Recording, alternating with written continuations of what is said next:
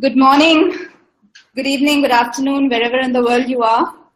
Thank you for joining us. This is the May 2017 edition of the Meet Our Leaders series, which is brought to you by the SDG Academy, the online education initiative of the Sustainable Development Solutions Network. The SDG Academy is an online platform created to curate and bring together the best available content on the Sustainable Development Goals.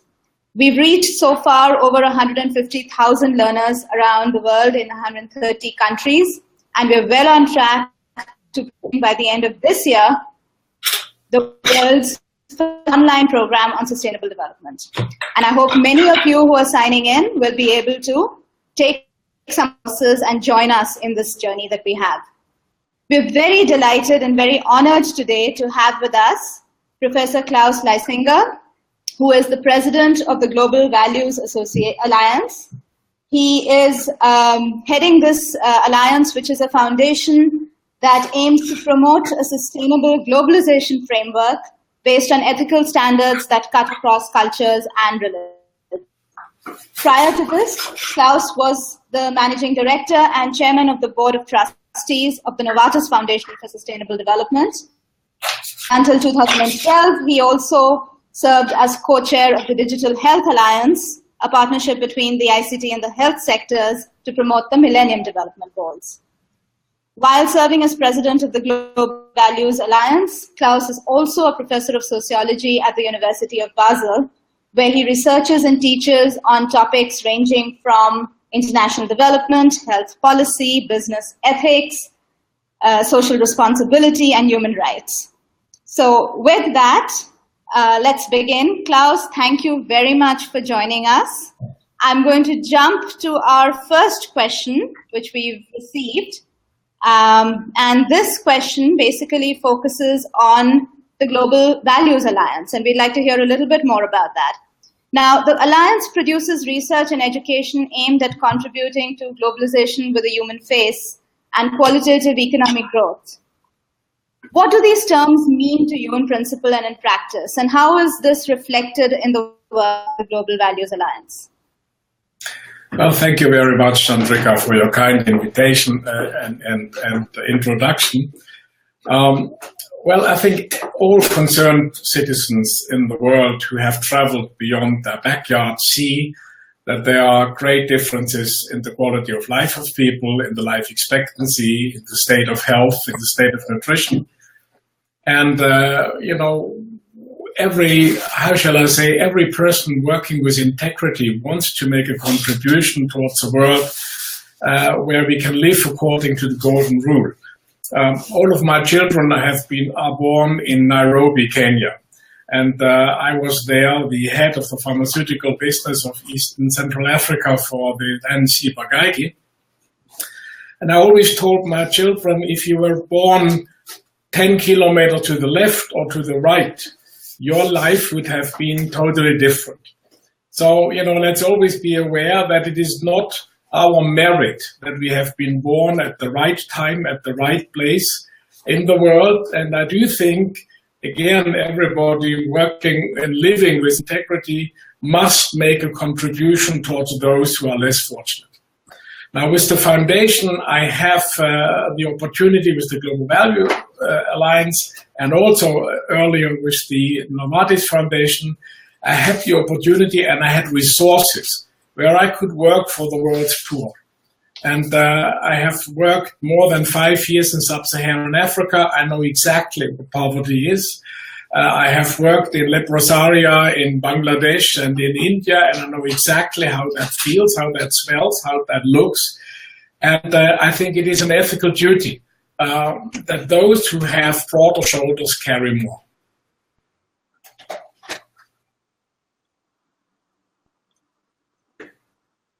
Wonderful, thank you. But, when it comes to corporations, particularly multinational corporations, what is their responsibility in our quest for sustainable development, and why should they be contributing? These are two questions, and let me attend to the first. I do think that corporations, especially the research-based and multinational big corporations, have an enormous power to influence what happens in the world.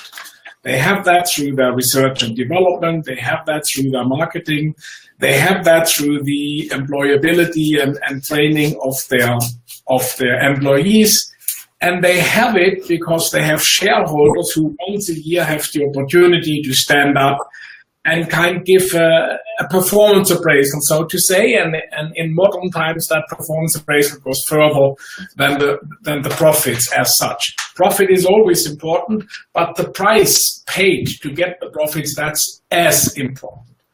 Now, normally companies have a very sophisticated value management system where they, look after economic responsibility, after social responsibility, after ecological responsibilities, after human rights responsibilities, labor, fair labor. This is all fine. What sustainable development adds to that is that you take into consideration what are the necessities of future generations. They do not sit at the negotiation table today. They are not part of the shareholders. We all are able to see what happens to our children and later on what happens to our grandchildren, but we are not aware and we are not actually taking into consideration what happens to our great-grandchildren's children. This is too far away. And, why should companies do something? First of all, because they can. They are part of the world community. They are part of what Kofi Annan once said, of the tissue of societies. And, companies thrive where societies thrive. And if we have increasing environmental degradation, if we have increasing income and wealth disparities, if we have increasing populist political parties asking for a very narrow national outlook instead for international cooperation, then the few rich in the world context cannot survive in an ocean of poverty. So it is our enlightened self-interest. And companies are so important. Companies are a force for good through the employment they have, through the production they have, through the research and development. And, if we can seduce, if we can convince, if we are shareholders, request companies to take the 17 Sustainable Development Goals into consideration and, go through it in the sense of a SWOT analysis. Where are we strong? Where are we weak? Where do we see opportunities? Where do we see threats? Go through a reflection process on the one hand, and secondly, start to define key performance indicators, start to define corporate targets, start to adjust performance appraisals and incentive systems to also work in line with sustainability goals and not only with the principles, for example, the Global Compact is putting up.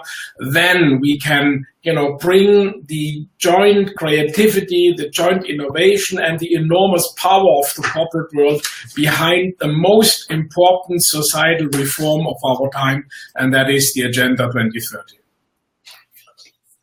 Wonderful. Now you talked about using corporations into supporting sustainable development. Can you hear me, Klaus? Yeah, I can hear you. Now, the question that really arises from that is that most corporations respond either to pressure from their shareholders, or pressure from their governments, or pressure from their consumers. Now, in your experience, what works best and what needs to change in their ecosystem? So is it us as consumers that are going to create this change or seduce these companies into changing? Is it the environment, the policy environment, or is it the shareholders? What really will make a difference? It is not an either or. It is the mixture, and that mixture will be different in the US than it will be in Germany or in India or China. But let's go through that. I do think the most important power, if we do not look at law and at regulation to run the world, and every CEO and president I hear believes in entrepreneurial freedom. Now with freedom comes responsibility. And responsibility in this case for sustainable development. Now, what is the market? Companies are very keen to react to the market. So consumers are very important. And I do not know how it is elsewhere in the world, but I know that in Germany or in Switzerland, people talk sustainable development, but do not act sustainable development. People would say, yes, we are for fair labor, and yes, of course, it's not right that in Bangladesh our jeans are produced along these ways, and if houses collapse, a lot of people die. The moral talking is always there if you have them in front of a camera, but then they go to the next shop where they buy a pair of jeans for $10. And everybody knows that $10 cannot be fair labor. That's one thing. Sustainable ecological behavior. I think around 60% of the car movements in Germany are for distances of less than 3 miles. So at least in summertime and in non-rainy season, so to say, it should be possible to take a bicycle or to walk instead of driving 1,500 kilos of 1.5 tons of steel to transport a person with 60 or 70 kilos flesh, so to say, meat. So, there are a lot of things. But the discussion is not that easy because particularly in a North-South context, things are not that easy. There are, for example, in Germany now is asparagus season. It's the white asparagus. And, if you are ecologically convinced, you eat what the season provides in your neighborhood. Slow food movement, sort of thing. On the other hand, you can buy asparagus in November, December, January, February, and they come from Chile. So from an ecological point of view, one could say, come on, you don't have to eat asparagus in November. But that means 40,000 jobs in Chile alone, and there are jobs in Peru. If you look at vegetable that comes from Senegal or from Morocco and is available in wintertime in Europe, how are we balancing social and ecological demands? Because it's not a harmonious relationship that you at any time have everything. So I said the consumers, the shareholders. Most of the shareholders, at least for European companies, are the big insurance companies, life insurance, health insurance. And today people live longer than anticipated. So the calculation is a bit difficult. And so they have to look for high returns on their investment, particularly at a time where the interest rates are very low. So they would ask a company to provide as much profitability as possible in the shortest time possible, because that's the income out of which they have to pay their yearly proceeds. Now, the point is you cannot go to them and say, we are sustainable now, and this is why our profits are 15% lower. That doesn't work. That's not the logic of the financial market. But, how could we change the financial market? One of the things would be the internalization of externalized ecological costs.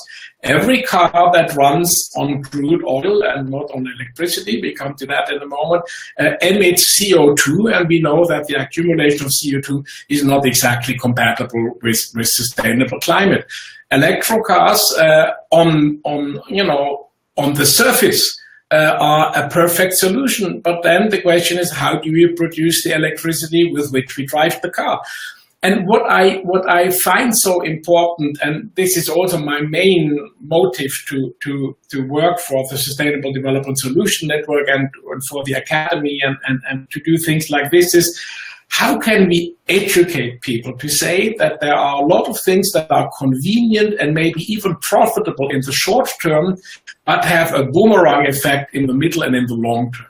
And here we have a lack of incentives.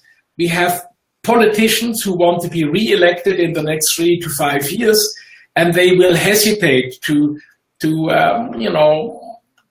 make their constituency unhappy by asking for climate change issues. Look at the Rust Belt in the United States. That has been that. We have the financial community who is used to have quarterly profit reports and who makes a big fuss about profits not continuously rising. You have the management bonuses tied to options that are a function of the price of the shares, and also the self-interest, or let's say the incentive structure today, is not particularly helpful with regard to sustainable development goals. So from the shareholders, at least from the institutional shareholders, I would not expect too much support, with the exception of the big insurances, and they know exactly what's happening. And if you look at Swiss Re or if you look at Munich Re, you see that their websites are full of information on sustainable development, on climate change, on water scarcity. So they have a self-interest. The last point, employees. Companies have 10, 20,000, 100,000 employees who all have families, who all have children, some of them have grandchildren, and who all, in an ecological as well as in a social disparity sense, think as educated people think. Now, their intelligence, their creativity, their imagination to make their working environment more sustainable is also a very important force. And last but not least, public reputation from NGOs. Today, we have most of the NGOs perceiving themselves as Robin Hoods and looking at at big companies as the Sheriff of Nottingham.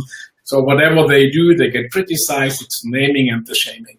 I would wish that some of these NGOs start to make differential judgment in the sense of not saying company A or B is excellent or fantastic, but to say, if you look at the environmental performance of company A and compare it with the rest of that trade, they are doing things differently. They would be a positive case study, to kind of also play with the reputation power NGOs, civil society has. And, and last but not least, the state, the government in Germany, and I don't know again how it is in the United States, but in Germany, the more electricity you use, the lower is the price you get it for, which is a perverse incentive. The more you use, the less you pay for it. It should be the other way around. It should be that if you say an average household needs this and this amount of electricity, this is the base and they get the good price.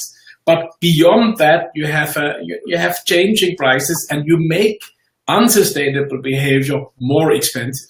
And yes, there are always 18 to 20% of idealistic people in any society in the world, and it's fine that we have them, but the rest gets motivated by the incentives. So let's look at what kind of incentives can we give to what kind of social and political act. Wonderful. On the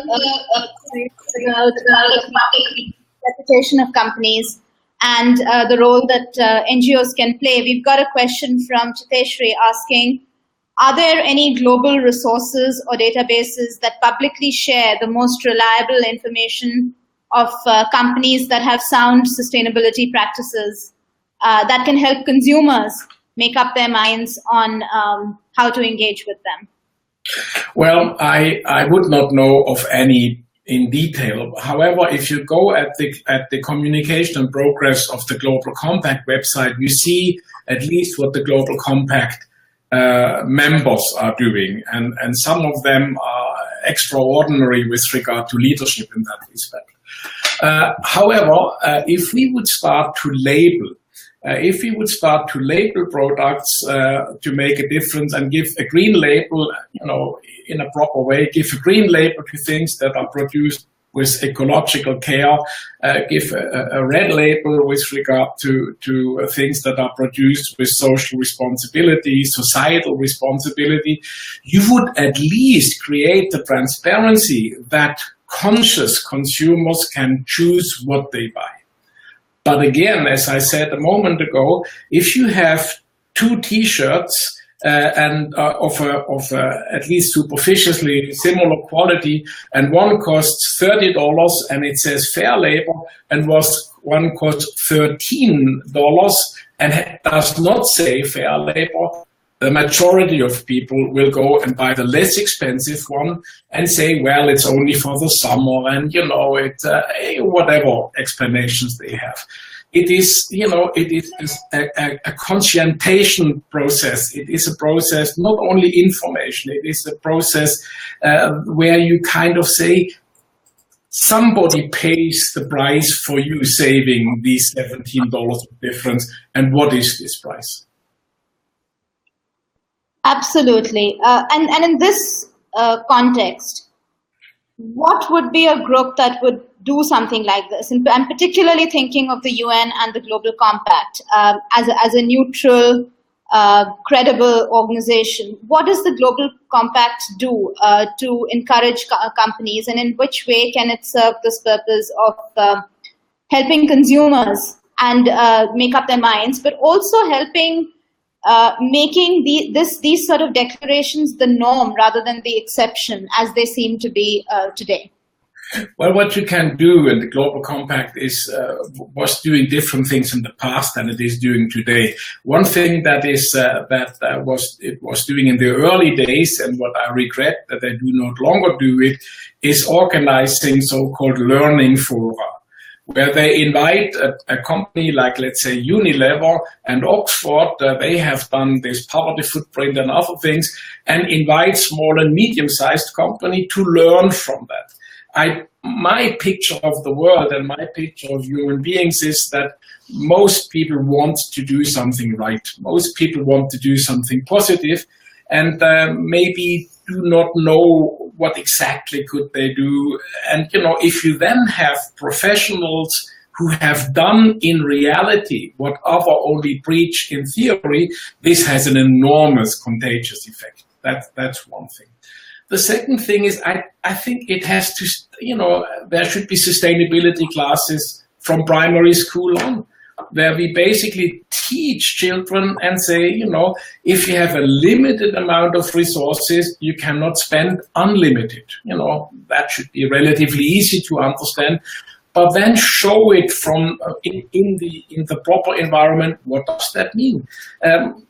If you show school children that African children would not have a proper school, or would not have, proper clothing, or would be, if you would explain them that their age group in, sub-Saharan Africa dies of things that we do not even know anymore and don't see in our clinics, you can start a sensitization process, because it's all about awareness. It is awareness. My life experience is that you very seldom find people who destructively motivated do something harmful, okay? There are people like this, and maybe that's sick.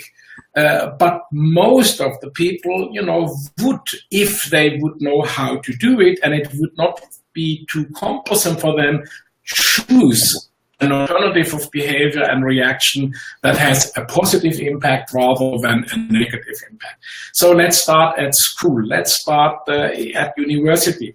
Let's make courses obligatory, not voluntary. Force law students, economic students, architectural students, all the faculties, force them to have sustainable development courses, and give them courses that go from the generic discussion to their specific field of study, so that they know that also in architecture, also in law, also in all the other areas, they can do things that changed the world. And Chandrika, to me, it's the 7.5 billion people in the world who do small steps. That creates the revolution. It's not the waiting for Godot that something happens in the technological revolution area or in the political area. I'm not so sure whether that is a fair bet. Wonderful. No, that's absolutely correct. And I think, when you talk about education at every level, that is something that's obviously very close to what we aspire to as well. So I'm delighted to hear you say that. I think, we have a bunch of questions now asking about what corporate social responsibility can look like. And the question really says that there are different kinds of corporate social responsibility models. And you see both what the question calls nominal or surface level social responsibility versus a much deeper integrated business model that focuses on sustainable development.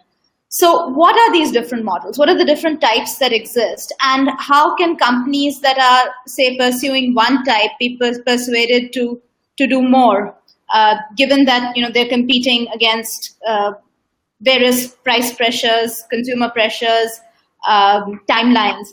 How does one actually categorize and understand the different types that are available? Well, one should not reinvent the wheel. There is the Global Compact, and the Global Compact has these 10 principles. And, a first step to anybody in the corporate world who would want to do something is, familiarize yourself with the 10 principles. And, if we take the Agenda 2030, familiarize you with that agenda. What does it mean? What are the 17 development goals, or here with the Global Compact? And then ask yourself, okay, if I look at that, what does it resonate from my business experience? Where am I strong? Where am I not so strong? What could I do differently? That is one thing. The point is corporate responsibility, and to say that very clearly, corporate responsibility is not charity or philanthropy. That's nice, that's the icing on the cake. But corporate responsibility is the structural internalization of criteria of social, ecological, anti-corruption, and human rights point. And if you look, for example, at the UN guidelines for business and human rights, you have a very clear path to go. One is the due diligence, that you look at the things with the background of, what exactly are the values that we stand for, what to us are non-negotiable principles and standards, so that you, again, create an awareness that this is not a paper tiger, this is meant to be serious, and if it is serious, how can we implement it? Jumping to the Agenda 2030, the big advantage of the Agenda 2030 is you have 15 years or now 13 years time. So you can cut a huge societal reform process into 13 or 15, hopefully, consecutive small steps, which is very important. If you are, for example, in Beijing during these smog times, and if you compare that with the Beijing at the G20 meeting, it's a different world. How come? They have closed down 2 million or 2.5 million small companies that have a lot of air pollution. Now, you cannot close these companies just for the sake of having a better air quality in Beijing without creating 20 million unemployed people, and who wants that? But if you look at this as a process, if you look at that as something where you communicate, this is where we want to be in 15 years from now, and this is how we go step by step and year by year, and we report every year on what have we achieved and where are the obstacles and why did we not go that far as we wanted to go, then you create not only a learning curve for yourself, but also a learning curve for others, and that is important. Now, I said internalization, there are calculations that kind of show how much a gallon of gasoline would have to cost if and when the externalized environmental burden would be part of that. And that's probably twice as much. So now nobody wants to pay into a black box. One would have to find an arrangement where one says, the normal gallon costs $2, but now it's $4 for environmental reasons, and the $2 are invested in alternative technologies, in the smoothing of social transition, and. You have, if you do something that in the widest sense has a burden and effect on your constituencies, on your customers, on the people in the society, you have to explain why are you doing that, and you have to give them something that compensates them at least intellectually or with deeds. The last point, I have the privilege of working in a so-called ethics in action group that tries to implement what Pope Francis has written in his Laudato Si encyclical letter. And that is, probably, and it sounds heavy, and I know that. And, if I talk to business people, I always try to avoid heavy talk. But you probably need also a spiritual dimension in that. If you just look at this as this is law. My son is a lawyer in Switzerland, and he says most of the American companies who come to Switzerland have the first question, what is the legal minimum? What do we have to do not to run a legal problem? Well, that's a totally different attitude than if you say, okay, what is in the best interest of society? And people out there, and consumers certainly, have a fine feeling of sensing what is going on. And we very well know that if people are very annoyed by the behavior of a certain trade, 2, 3, 4, 5 years later, the regulation of that at the moment with the banks in Europe, the banks are starting to moan that regulation is getting too heavy. Well, some years ago, they showed that without such kind of a regulation, they create a mess and create public debt. Now, it is that different. It's the mixture of different activity, but it's the same spirit. It's the same normative bench. And if you ask parents, what do they want? Parents and grandparents would say, I want that my children are better off than I was, or my grandchildren are at least as good off as my children are. And, if you kind of take that goodwill and say, okay, however, if you really want that, there are certain things that ought to be different with regard to your purchasing power allocation, with regard to your mobility pattern, with regard to consumption pattern, with regard to your throwaway culture. These are the steps. And, I'm telling this, Chandrika, because it's not only corporations that must change. This is a societal reform process. And, yes, leadership is anticipating change and not waiting until you are legislated into change. But, the consumers are very powerful, the shareholders are very powerful, and the politicians are very powerful. And, the early adapters, and these are the leaders in the corporations, can anticipate what's coming anyhow and be there once the law catches up with them. Klaus, on this point, the fact that demands is true, but what happens in countries like mine, where the majority of consumers and workers are still struggling to make a decent living? Yeah. So in those cases, choices of buying a $13 t-shirt versus a $30 t-shirt are not so much abstract choices with low trade-offs, but they're actually they have very real implications on not just the quality of life, but also the aspiration that you just referred to, which is we want our children to have a better quality of life than we did. Now, in those cases, a lot of the environmental implications of economic growth are not immediately visible. They're beginning to be visible now, and you gave the example of China, which is perfectly true. But a lot of people, a lot of my citizens would argue that we live with the pollution, we live with the dirty air, but don't tell us that certain kinds of work is not available, or that purchasing goods and services is going to become more expensive for us. And businesses have a critical role to play in these countries in improving the quality of life of the majority, not just a small proportion, but the people who don't have access right now. How do we balance this in real time? Because now it's no longer a sequential question. It's an in parallel question. We're living with many societies in the same country. Well, first of all, you are, of course, right that to buy a T-shirt for $30 instead of $13 is a luxury issue.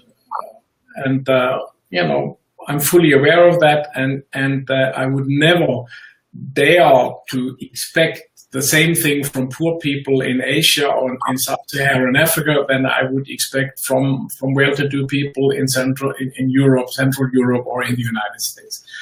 And the Agenda 2030 is differentiating the actions that are expected, because it basically says that it's every country who has to implement the Sustainable Development Agenda according to their means, according to their opportunities, and according to the historical and the present situation, economically, socially, and so on.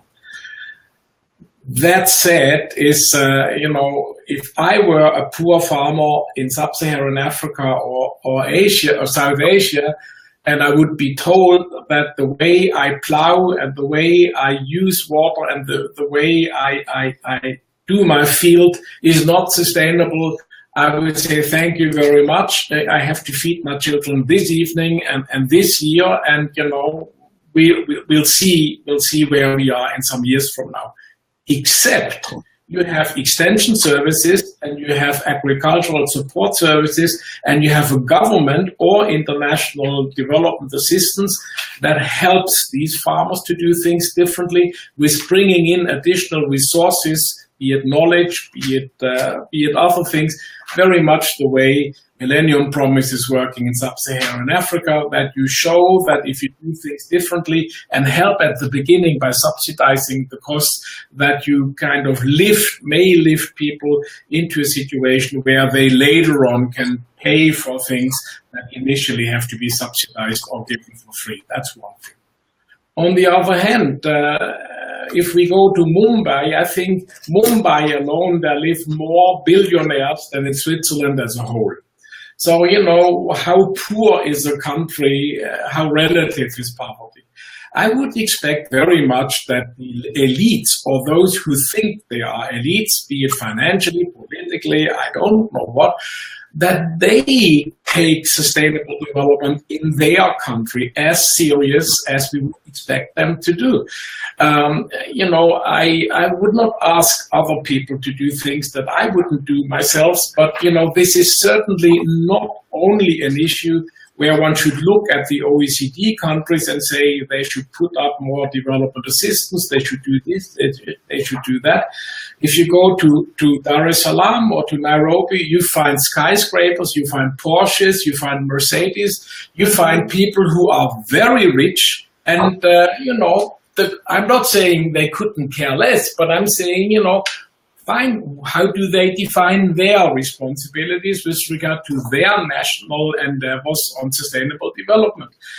I very much regret that there are voices that basically call for why should we give foreign aid, why should we give foreign assistance? We have our own poor countries, our own poor people in the United States or in Germany, whatever it is.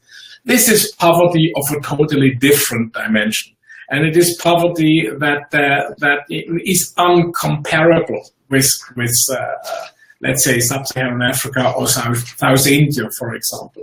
So let's not play with politics and with arguments that do not really hold water.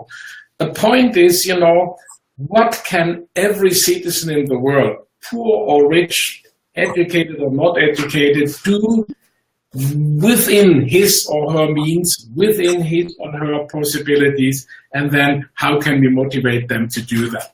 And that will be something different for an Indian smallholder or an African pastoralist than for the Tata family or for a Chinese family or for the Trumps of this world. And you know, I would expect that everybody is doing what he or she is able to do within their possibilities, and then you have a very different portfolio. I'm not expecting that everybody becomes Bill Gates and creates a foundation, but you know, why are there not big foundations in sub-Saharan Africa? There's Mo Ibrahim and one or two others. Why are there only 2, 3 if they are so rich people? Look at South Africa. Look at the governing group, how they are living with their villas, with their Mercedes. You know, what exactly do they think they owe their people? Instead of looking to the north and say they owe us development assistance. And that's really where the next question is leading to, which is that when you look at the world geographically, what are the trends that you are seeing in social responsibility from the companies, depending on whether they're in North America, Western Europe, Sub-Saharan Africa, Asia? Is there a difference that you discern, or are there patterns and trends? And when you look forward for the next 15 years, the duration of the Sustainable Development Goals, which of these trends do you think is going to dominate, and how will this field play out in the coming years? Look, idealistically, if I look back in my life, Chandrika, I have always been 5 or 10 years early with what I thought is the right thing to do. And then you run against the wall, a rubber wall, and once the rest of the world is there, you are ahead. And, you know, this is kind of frustrating, but then this is how it is. At the moment, you know, a lot of the corporate responsibility issues to me are a question of intelligence and not a question of ethics or moral. It is, you know, how can we anticipate change and constructively guide it rather than being confronted with something that we eventually have to do because things got worse, on the one hand. On the other hand, looking back 2 million years, people have learned much more effectively by pain than by enlightenment. Now, taking note of that, you wonder, does that have to continue? At the moment, I understand from IFPRI, from the CIPRI Institute, that the world is spending $2,500 billion on weapons. Now, what exactly is that? You know, if we would invest a fraction of that money for sustainability purposes, we could avoid wars, we could avoid civil strife, we could avoid distributional fights, we could avoid misguided religious leaders abusing religions to start wars and to kill people. And yet, you know, it seems at the moment that we are running into a new upward spiral of military equipment purchasing, and it's all very material incentive, and it doesn't help anybody except those who sell tanks or guns or whatever it is. So, you know, let's be realistic, having said that. Secondly, I have been with the Global Compact since the very beginning. And what I have seen is that whatever industry did, whatever enlightened corporations did, the response from civil society was not enough, give us more. And that led to a frustration of a lot of companies in the sense of, well, whatever we do, it doesn't seem to be good enough. And that supports the wrong voices in the companies. We have this bell-shaped Gauss distribution, and we have idealistic people in companies as well, also in management. You know, what can we do to support them? You know, as I said earlier, reputation capital.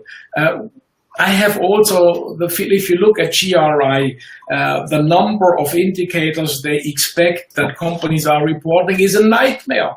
You know, maybe a big company can afford to have a staff of 20 people to fulfill what they want to know. But small and medium companies do not have it, and companies who are not very profitable would not afford it.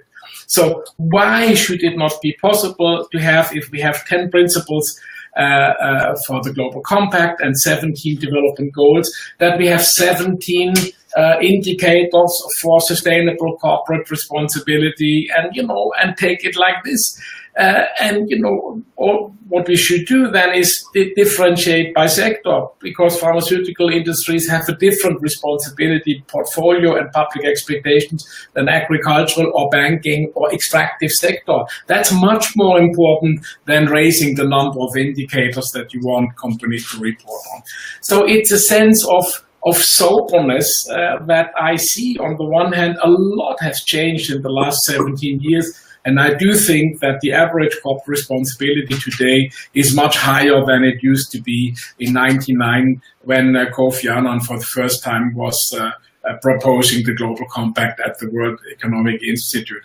If you look at the World Economic Forum and listen to Klaus Schwab, he talks as somebody who, if you compare that with the Green parties and the Social Democratic parties in the 80s, this is Klaus Schwab today. There is an enlightenment amongst business leaders that say, rising disparities is not good for the social capital, continuing degradation of environment is not sustainable. There are people, and they are powerful people, so something is actually going on. And all I would expect, and all I'm missing at the moment is, the United Nations speaks of co-creation. Okay, where is the willingness to co-create from the different sides? Where do we have enlightened civil society leaders and enlightened industry leaders like Paul Polman and the Oxfam people who sit together and say, we can't change the whole world, but where are the areas where we can have concrete steps in the right direction, and how can we universalize that in the sense of playing transparent so that everybody who wants to learn from it can learn from it. And that takes us to as we're getting into the closing segment of this conversation, which is absolutely fascinating. There are lots of people here who are listening to you who are either students of business or students of law or young professionals just entering the workforce. What advice do you have for them in terms of the ways they can shape the places they work in, but also the choices they make in terms of careers to follow? 2 recommendations. First, don't give up your idealism when you leave university. Stay idealistic and stay yourself with your values and fight for them in your professional environment. This is important. Do not be opportunistic. Do not think you have to be a conformist all of a sudden just because you want to make a career. Be kind in your argumentation, be better prepared, work more, be more humble, but insist that you have a mission and that you want that you're not schizophrenic in the sense of these are my values when I'm privately at home and these are my values when I'm working. And the second one is Albert Schweitzer once said, the personal example is not the most important way of changing behavior. It's the only one. Live what you say, walk as you talk, and also, be a marketing person yourself. Sustainable development is not something dire. It's not something sad. It's not something, where you have to sacrifice quality of life. Look at what's the opportunity that gets opened by different ways of leading your life. Look at the money you save instead of having prestige consumption. Ask people, who exactly do you want to impress if you have a $20,000 watch and the only thing you have it for is you want to know the time. This opens new degrees of freedom. It's not only a restriction, it is also something that gives you a warm feeling, that gives you a good feeling, and that opens other possibilities. And you know, there I'm optimistic. You know, if you, Edelman, the Edelman company that makes polls all over the world, speaks about aspirationals, that there are a growing number of people, also in India, also in China, but in Europe, in the United States, that wants to buy something not only for the sake of having it, but also for the sake of having a good feeling with it. And they have peers who give them acknowledgement and appreciation for the fact that they buy this and not something else. We have other examples like car sharing. This is an exploding business all over Europe, that people living in cities do not have their own car, but you have a credit card and you can drive the car for when you need it and how long as you need it. In the United States, I would hope that the Trump administration, who thinks about infrastructural investments, also thinks of building up train connections that people who want to travel from one city to another one do not have to take the car, that they have a train, that it's a reasonable quality and a reasonable price.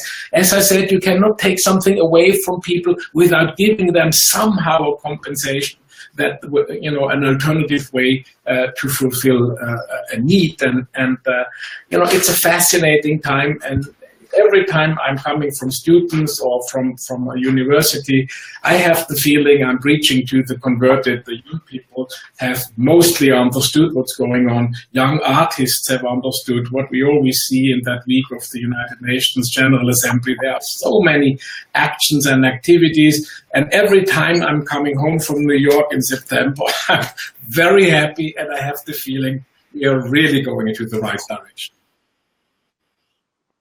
And that takes us to you know, the final set of questions, which is, Klaus, how do you've been doing this for many decades. How do you keep yourself motivated? How do you stay positive?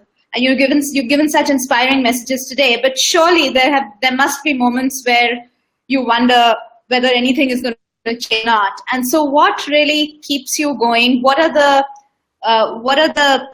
inspirations that you look to as you do your work? Well, first of all, I had the incredible luck of being born at the right time and at the right place. And I never in my life had any war and had any of these disasters that we elsewhere have in the world.